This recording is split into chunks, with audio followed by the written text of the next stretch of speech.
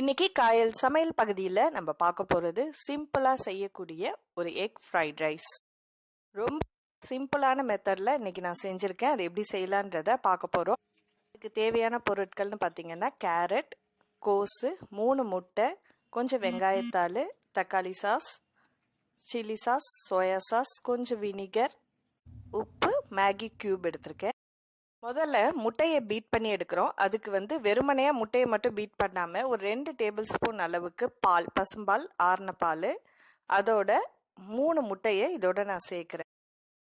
Egg fried ரைஸில் எக்கை டைரெக்டாக சேர்க்காம இந்த மாதிரி முட்டையோடு அடித்து சேர்த்திங்கன்னா முட்டை நல்லா சாஃப்டாக இருக்கும், சாப்பிட்றதுக்கும் ருசியாக இருக்கிற மாதிரி இருக்கும். இதோட முட்டைக்கு தேவையான அளவுக்கு உப்பு போட்டு நல்லா பீட் பண்ணிவிடுங்க. உப்புப்பட்டா இதுலேயே மிளகுத்தூள் போட்டும் நம்ம கலக்கிக்கலாம்.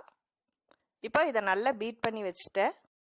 இதை ஒரு நான்ஸ்டிக் பேனில் 1 டீஸ்பூன் அளவுக்கு எண்ணெய் விட்டுருக்கேன். அந்த எண்ணெய் காஞ்சதுக்கப்புறம் நம்ம அந்த முட்டையை அதோடு சேர்த்துருவோம்.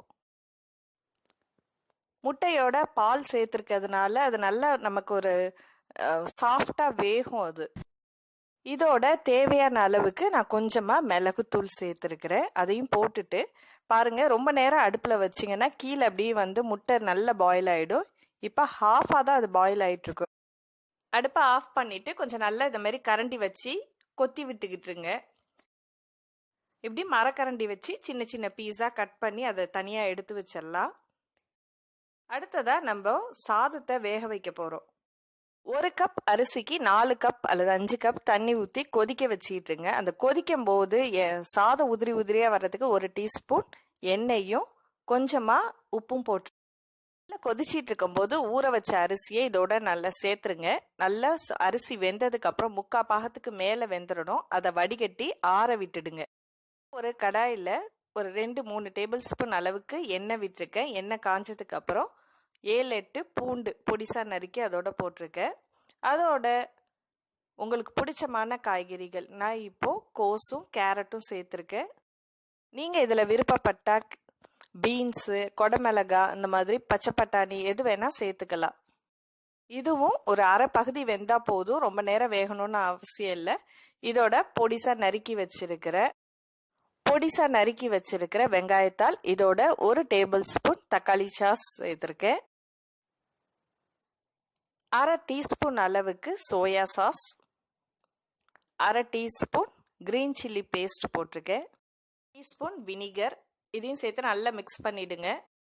இப்போ இதில் சிக்கன் கியூப், அதாவது மேகியில் அல்லது எந்த பிராண்ட் வேணாலும் நீங்கள் அதை யூஸ் பண்ணிக்கலாம். இதையும் சேர்த்து கொஞ்சம் நல்லா கலந்துடுங்க. இப்போ நம்ம எடுத்து வச்சிருக்க முட்டையும் இதில் சேர்த்து நல்லா பரட்டி விட்டுடுங்க. உப்பெல்லாம் இந்த மேகி க்யூப்லேயே நிறைய இருக்கும், அதனால தேவைப்பட்டால் நீங்கள் உப்பு ஆட் பண்ணி இதில் மிக்ஸ் பண்ணிக்கலாம். நல்ல மசாலா முட்டையோடு சேர்ந்ததுக்கப்புறம் நம்ம மிளகுத்தூளும் கொஞ்சம் இதை கடைசியாக தூவிக்கலாம். ஒயிட் பெப்பர் இருந்துச்சுன்னா அதையும் சேர்த்துக்கலாம், இல்லைன்னா பிளாக் பெப்பர் பவுடரே மேலே தூவி விட்டுடுங்க. இப்போ நம்ம குக் பண்ணி வச்சுருக்கிற அரிசியை இதோட சேர்த்துருவோம். ஃப்ரைட் ரைஸ் செய்கிறதுக்கு அந்த அரிசி நல்லா உதிரி உதிரியாக இருக்கணும். அதாவது நார்மல் அரிசி கூட நம்ம யூஸ் பண்ணிக்கலாம், ஆனால் குழஞ்சி இருக்கக்கூடாது. நம்ம வெந்நீர் கொதிக்கும் போது 1 டீஸ்பூன் எண்ணெய் விட்டுருக்கோம், அதனால கொஞ்சம் நல்லா உதிரி உதிரியாக வரும். அது மாதிரி தண்ணியை நல்லா வடிகட்டிட்டு ஒரு பிளேட்டில் போட்டு ஆற வச்சிட்டாலும் சீக்கிரம் அதை ஆறிடும். ஆறினதுக்கு அப்புறம் தான் நம்ம இதில் மிக்ஸ் பண்ணணும். அதாவது முதல் நாள் ரைஸ் இருந்தாலும் அதையும் யூஸ் பண்ணால் ரொம்ப நல்லாயிருக்கும். இப்போ நல்லா கலந்துட்டேன். இதுக்கு மேலே நம்ம பொடிசாக நறுக்கி வச்சிருக்கிற வெங்காயத்தால் இதில் சேர்க்க போகிறோம். அவ்வளோதான். அதையும் மிக்ஸ் பண்ணிட்டிங்கன்னா சுவையான பேச்சுலர்ஸ்க்கு ஈஸியாக செய்யக்கூடிய எக் ஃப்ரைட் ரைஸ் ரெடி ஆகிடுச்சு. இந்த சிம்பிளாக ஈஸியாக பண்ணக்கூடிய ஃப்ரைட் ரைஸ் பேச்சுலர்ஸ்க்கு மட்டும் இல்லை, குழந்தைங்களுக்கும் ரொம்ப ரொம்ப பிடிக்கும். நீங்களும் ட்ரை பண்ணி பார்த்துட்டு உங்கள் கருத்தை எங்களோட ஷேர் பண்ணுங்கள். இந்த வீடியோ உங்களுக்கு பிடிச்சிருந்துச்சுன்னா மறக்காமல் லைக் பண்ணுங்கள், உங்கள் நண்பர்களுக்கு ஷேர் பண்ணுங்கள். அடுத்த ஒரு ரெசிபியில் சந்திப்போம். நன்றி.